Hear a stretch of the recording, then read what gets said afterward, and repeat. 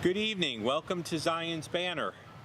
We're back out here at Redondo Beach, and the sun is starting to get low, and we're going to be talking about yet another Messianic prophecy. Now, again, this is not a full, nuanced, detailed thing, and we're not necessarily focusing on every feature. We're not necessarily following this through all the rabbinical writings, but we are discussing these Messianic prophecies and major ones in terms of the big picture and their context, and then something we can get from them. So tonight we're going to be talking about a prophet like Moses. Let's talk about the background of this book. Deuteronomy means second law, and really this is a repetition of the law in a sense. It's not just a recopying of Exodus, but it's a repetition in that the Israelites are being retold commandments of God, but that's not the Jewish name. Divarim is the Jewish name because these words which I write to you is a phrase that appears, and usually there's a prominent phrase or something at the beginning of a book. It's a mnemonic device that Jewish people used to remember, and actually because we didn't have the chapter divisions, these were set up in what are called parsha or parshot. They were sections that were read. The 5 books of Moses are still read all the way through. And so these parshot became names of subsections, and then the book became named after a prominent phrase, usually near the end of the book or near the end of the section. And so these words is the idea in Hebrew. Divarim, Deuteronomy is second law, and so that's kind of how the book gets its name. Now, it has a distinct purpose. It's preparing the Israelites to follow or to go into the Promised Land. So God's preparing them. They're going to end up crossing the river. We know that that Moses is not going to be allowed to cross over into the Promised Land. So they're going to lose Moses, who has been their teacher.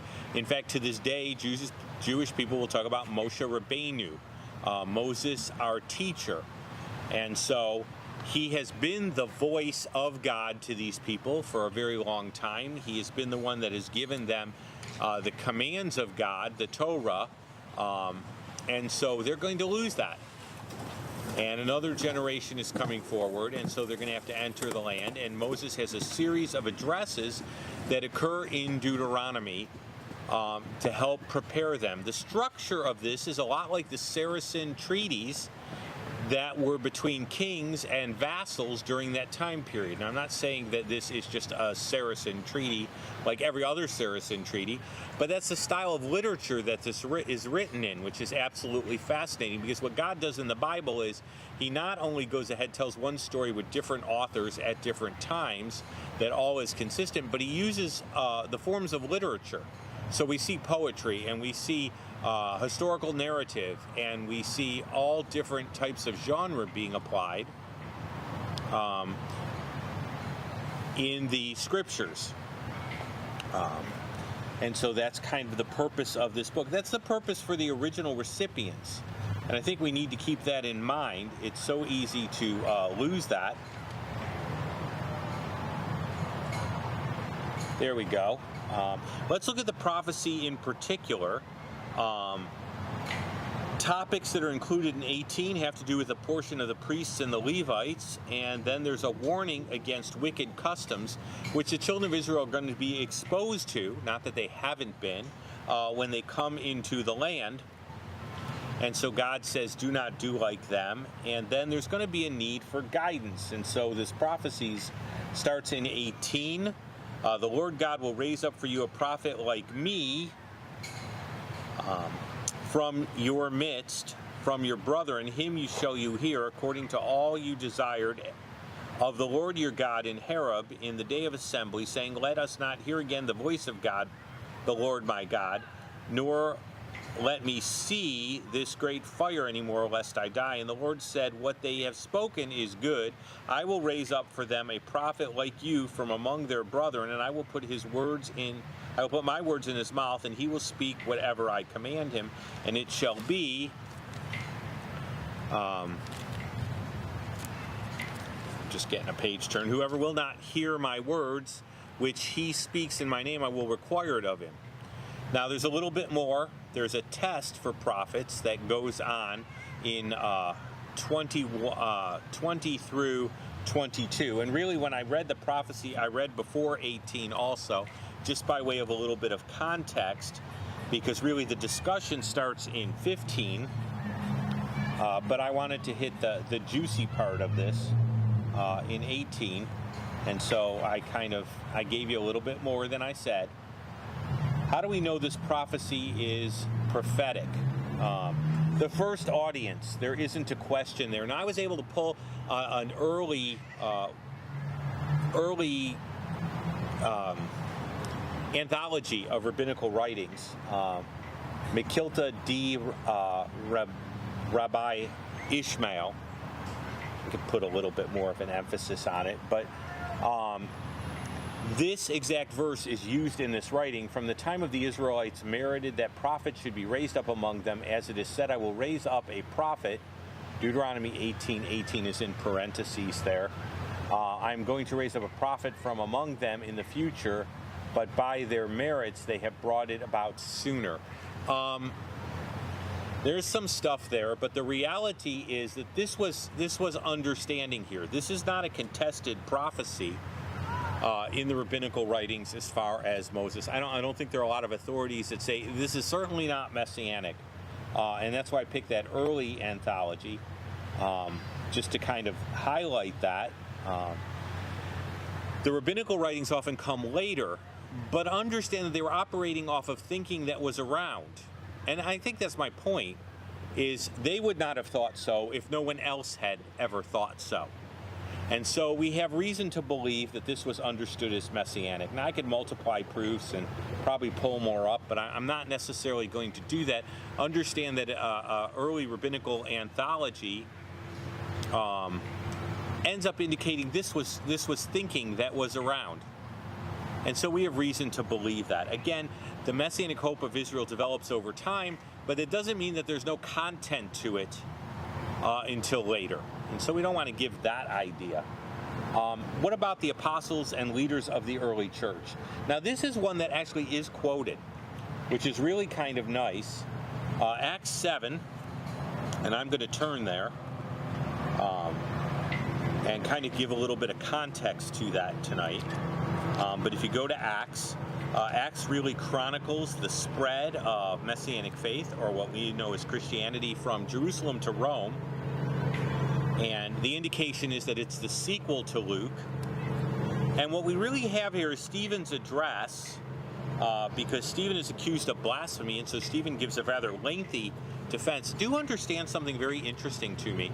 When I look at the scriptures, what I see is there's always a move from what I call biblical theology to systematic theology. Unfortunately, a lot of times what we do is we go from systematic theology to biblical theology, and I think that's the wrong direction. I've just used two terms. Biblical theology is following a theme or a given, I'm trying to think of the right word. I don't want to say doctrine, but I want to say concept all the way through the Bible. And systematic theology is where I decide, okay, I want to know everything about atonement. Biblical theology, I would follow it all the way through the scripture, looking at the terms that contain that concept. Systematic theology is I would then say, I'm going to find all the verses, and then I basically, instead of looking at them in their individual context and following them historically through, I kind of say, atonement is this and this and this and this, and cite a verse. And what we see in the scriptures, and this is very much Hebraic thinking, is God has done this, or spoke at this time this way, which tells us this about God.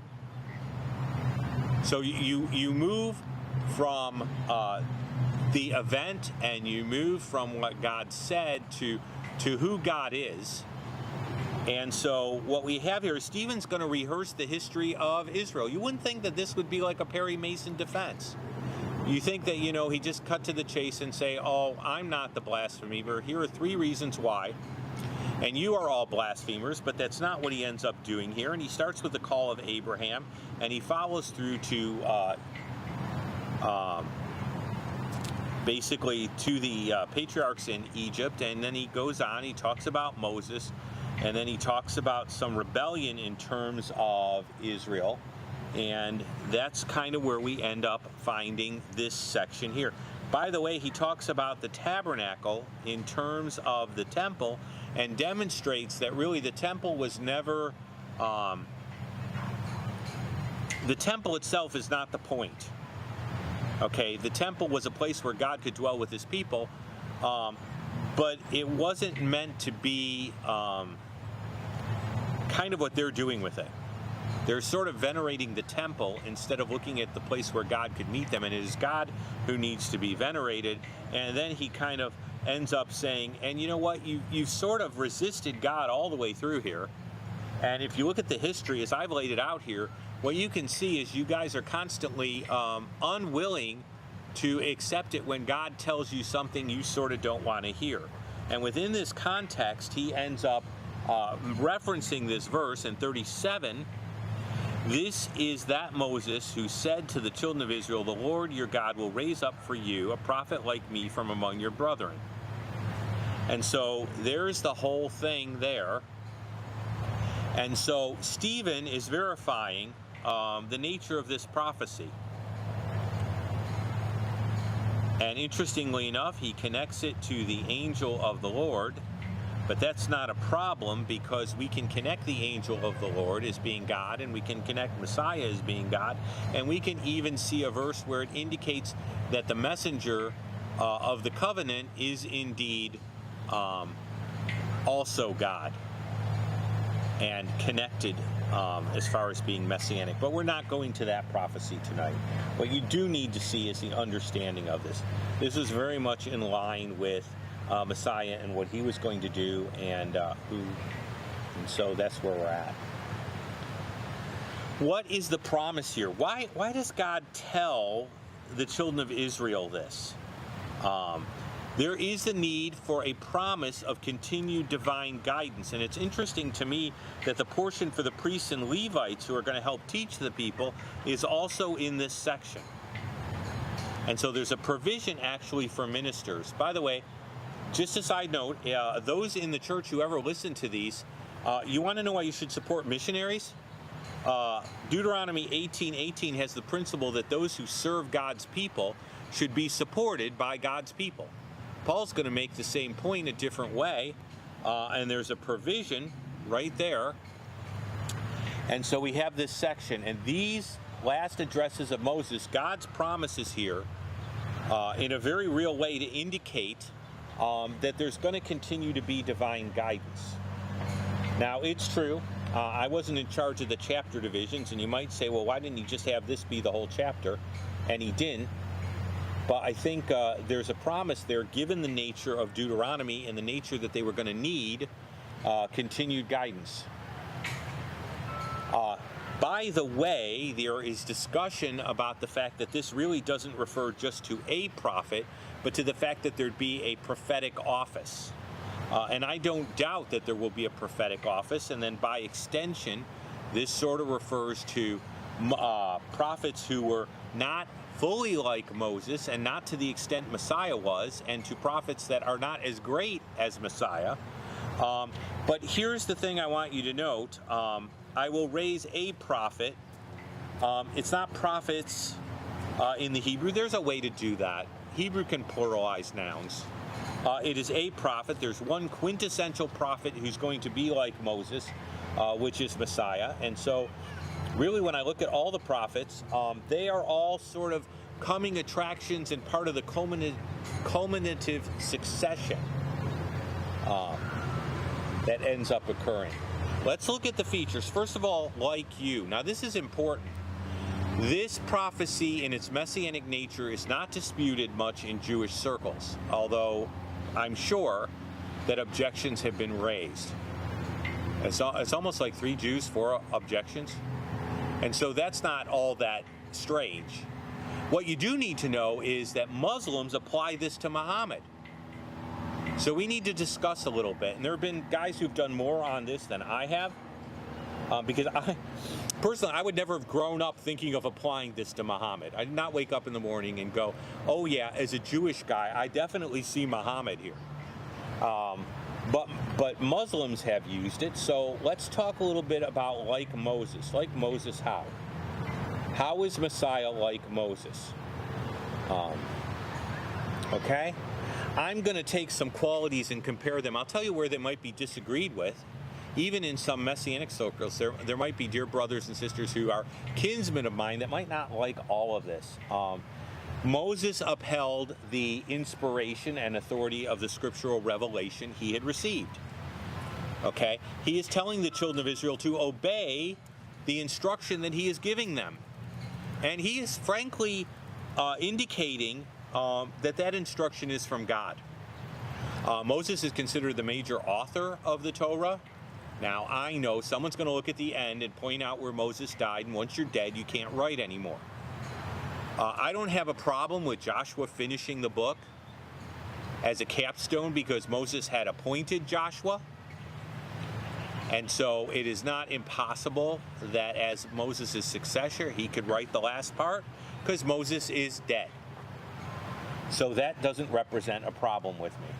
Moses ministered to the children of Israel. Funny, I don't recognize Muhammad as being a big help to the children of Israel. In fact, Muhammad didn't minister to the children of Israel. Moses did minister to the children of Israel. Jesus, the Messiah, upheld the authority of Scripture. We saw that when we talked about Paul. Jesus said that he had come to fulfill the law and the prophets, not to destroy them. Now, I think fulfill means a little bit more than hi. I'm the school teacher who's going to tell you what Torah originally meant. I believe there are parts of Torah he fulfilled. He certainly replaced the sacrificial system. And really, there's no sacrificial system now in Judaism. They have another explanation, but the reality is if you go to the Epistle to the Hebrews, it seems like the blood of bulls and goats is not greater than the blood which Jesus shed as Messiah. And, you know, if you're listening to this and you're Jewish, Jesus isn't the Messiah. Well, the reality is you don't have an atonement in Judaism, except the rabbi said stuff could temporarily replace the temple. But they have no authority necessarily to do so, and they even affirm that without the shedding of blood in Yoma 5, there is no remission of sin. And you know what? Reciting how things were done isn't the same as doing them. I mean, I sort of like that. They sort of do that. We talk about the sacrifices, we read about them, therefore it's as if we do them. Well, try that at work. I read the manual at work, so it's the same as if I did it. That's not quite the same. Let's not belabor a point. Let's move on. Moses interceded for the children of Israel. If you need to go there, go to the golden calf incident, where Moses literally says, look, if you're going to blot them out of your book, blot me out of your book. Jesus interceded for the children of Jerusalem. There's a lament over Jerusalem where Jesus laments over Jerusalem. And so in that sense, he intercedes. One can argue that he intercedes still for those among Israel who have believed with like faith to Abraham. I'm not going to broach that. Hebrews talks about how he cried out to God during this earthly life. There are things about Jesus' prayer life that we don't even know, because we know he went away and then he came back and picked his apostles, and I bet he was discussing that and getting wisdom from God as to the 12. Moses warned the children of Israel that judgment was coming. Yes, Moses even says, when I'm dead and gone, you're going to go ahead and depart from the Lord your God. Jesus revealed instruction. This is one of the reasons I believe that there is a Torah of Messiah. There is instruction given to Israel. So Jesus reveals instruction to the children of Israel. By the way, he institutes something called an ordinance. He's with his Jewish disciples and he institutes the Lord's Supper. It's called communion. It's called the Eucharist. The bottom line is, you really honestly think that Moses did the bread and cup? to remember Messiah's death. It hadn't happened yet. That's new instruction. No matter how you slice it, do this in remembrance of me. And this is what you do, is new instruction. Because before, when they did the Passover, it wasn't the Lord's Supper in the sense of it was not being done in remembrance to Messiah's sacrifice. It may have been looking forward to it, but it certainly wasn't looking back to it. And so I think you have good reasons for that too. Did Muhammad give instruction to the children of Israel? Well, okay, one could argue that. Let's just say he didn't predominantly come to them first with a whole bunch of instruction. Did he warn them of judgment? Well, yeah, there you might have something. Because Muhammad basically was considering everybody who didn't follow him an infidel at some point. But it just doesn't match up. Let's see how Moses upheld the inspiration and authority of God's word. Basically, he says, if you obey the voice of the Lord your God to keep his commandments and statutes that are written in the book of the law. By the way, that's important.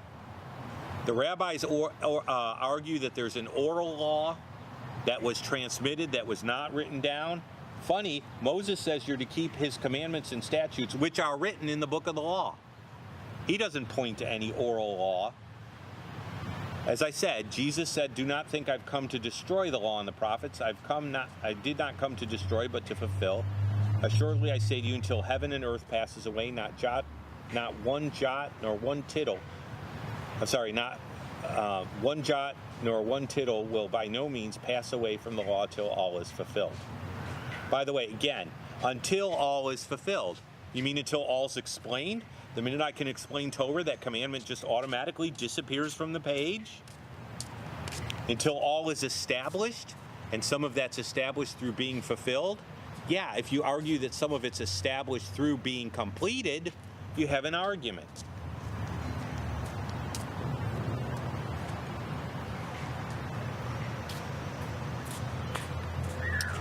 Moses is ministering. Remember, it's Moses who goes before Pharaoh, that you may bring my people who are the children of Israel out of Egypt. Okay? Now, Jesus gets real interesting with this section. Matthew is written to a Jewish audience. If you go to 15:22 through 24, you see this real interesting section here. I have a message on how Jesus' commandments as far as spreading his message are not contradictory to each other, because that's a charge made by Muslims. But let's just look at 15:22 through 24. Behold, a woman of Canaan came to the region and cried out, saying, have mercy on me, O Lord, son of David, my daughter is severely demon-possessed. And he answered her not a word, and the disciples came and urged him, send her away. She's a real nuisance. Get rid of her. For she cries out after us. But he answered and said, I was not sent except to the lost sheep of the house of Israel. It amazes me. Jesus never treated his message as just for non-Jewish people. And so really, we shouldn't either. And neither should the church. And so that's a plug for Jewish missions. Did he intercede? Now I have this section here, okay? Moses doesn't lie to God. He's very clear. Oh, these people have committed a great sin. They made themselves a god of gold. Yet now, if you will forgive their sin, if not, I pray, blot me out of your book which you have written. Okay, but now you're going to say, well, goodness gracious, Jesus is the founder of this Christian religion, and it never liked Jewish people anyway. Well, this is really not accurate. And that's why I include this verse. You know, I said that these things were so, but I want to show you how they're so. Matthew 23, 37 and 38. Oh, Jerusalem, Jerusalem. This is a lament. The one who kills the prophets and stones those who were sent to her. How often I wanted to gather your children together as a hen gathers her chicks under her wings, but you were not willing. See, your house is left to you desolate.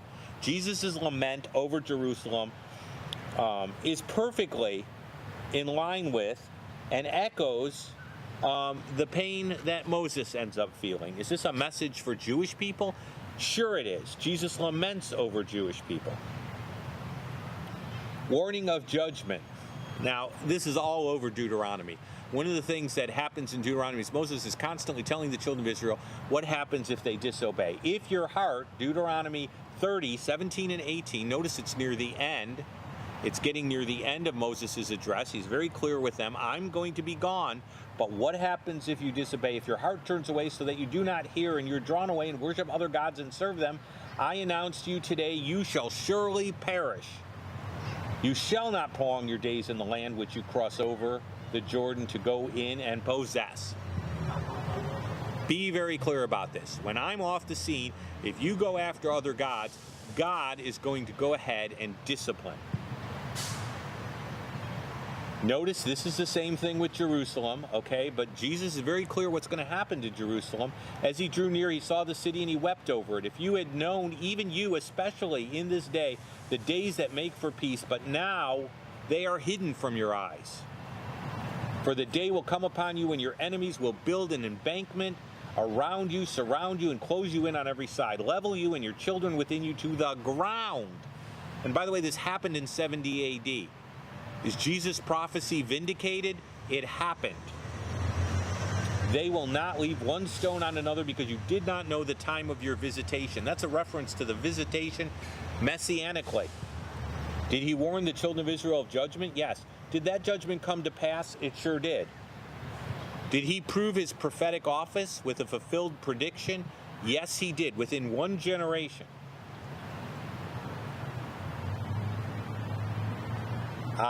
Moses gives Torah. Jesus gives new Torah. And again, I pointed out with communion, he took and gave thanks and broke it and said, this is my body. Do this in remembrance of me. Moses is talked about in Malachi 4:4. Remember the law of Moses, my servant, which I commanded in Horeb for all Israel with statutes and judgments. Now, communion goes beyond Israel, but the bottom line is this is a new form. Where there's a new form, there is new Torah. There is new instruction. And that's what the word Torah means. So you can't say there's no new instruction. He just added something new. The takeaway, Jesus is the greater Moses. So whatever authority Moses had from God, Jesus is greater. And by the way, that's a good part of the book of Hebrews. Now, it's the extent to which change happens to Torah and the extent in which new Torah is added by Messiah for his community can be debated, but the reality is Messiah gives new instruction.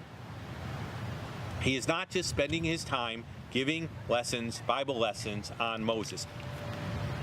He is also telling them what God expects of them. By the way, he says that Moses was given the freedom by God to give the law of divorce because of the hardness of their hearts. But in the beginning, it was not so. And then Jesus gives instruction. And so Jesus is the greater Moses. And the motif of Matthew seems to indicate that. He has authority over his community. And so I will raise up for you a prophet like me. I will raise up for them a prophet like you, Moses, from among their brethren, and I will put my words in his mouth, and he shall speak to them all that I have commanded him. Well, for those of us who follow Messiah, we follow the greater Moses. If you don't follow Messiah, you are not following the greater Moses. And really, you are not listening to the greater Moses of Deuteronomy 18 through 20. And you are not in line with God's authority and his direction for this eschaton, this age, and so you are out of line. If you are a follower of Jesus, realize that you are following the greater lawgiver. Grace does not mean that you are free to do what you want. Grace means you are accepted by God based on the atonement provided eternally, but it does not mean that you are free to be lawless. And John, in his letters, talks about that. Follow the greater Moses in either case. Well, this is Shalom's banner sorry, it's not Shalom's banner, it's Zion's banner. Wishing you a good evening and wishing you God's peace as you peacefully follow Him in the commandments that bring peace.